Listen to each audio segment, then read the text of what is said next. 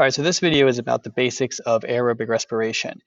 And basically, if you break the word down, the term aerobic basically means oxygen. So this is the form of respiration that oxygen is needed to do. The advantages of aerobic respiration, it is extremely efficient, which means that it can take that glucose molecule and it can break it down, and it can get lots and lots of energy out of it, up to 38 ATP. Let's take a look at just some of the cycles. So aerobic respiration has three parts to it. It starts with glycolysis, just like all respiration. And then it goes through the Krebs cycle and then the electron transport chain. Now, what you should do right now is pause the video and see if you can pick out and go through the different stages and the different reactants and products that are used. So start all the way out here on the left and then go through the different processes and the different reactants and products until you get all the way to the right and your final amount of ATP that's produced. All right, so hopefully you've tried that, and let's go through some of them now. So we know that aerobic respiration is going to start with glycolysis, which basically is the breakdown of glucose. It takes place in an area called the cytosol, which is the fluid of the cell. So glucose gets broken down into pyruvate, sometimes called pyruvic acid, NAD, which carries electrons, and a little bit of ATP. Now, at this point, we're going to assume that you know about fermentation, alcoholic and lactic acid. If you don't, there's a video on that, and you just go learn about fermentation. So at this point, we're going to assume that the organism has the mitochondria and has oxygen. The pyruvate and the NAD go into the mitochondria. Two more cycles happen, the Krebs cycle and then the electron transport chain.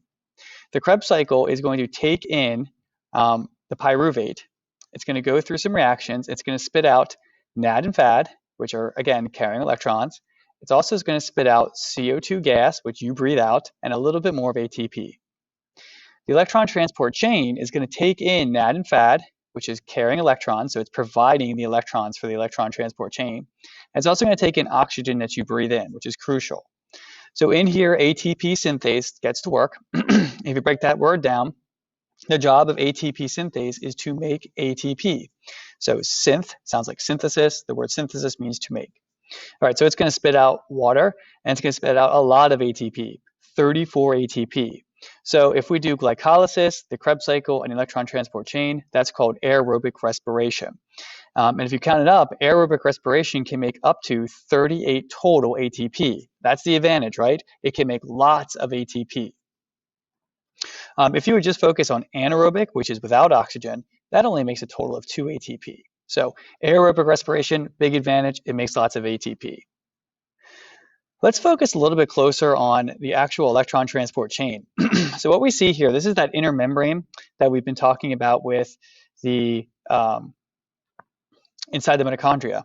And we can see that NAD and FAD drop off their electrons, and then the electrons move down through the inner membrane. They're accepted by oxygen. And when that happens, as they move through, we see that hydrogen ions get moved out. And what gets created is something called a concentration gradient. And really what that means is that we have more hydrogens out here than in here.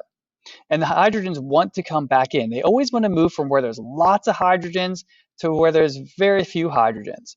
So they move back in through ATP synthase. And you can look at ATP synthase. It's an enzyme, and its job is to make ATP.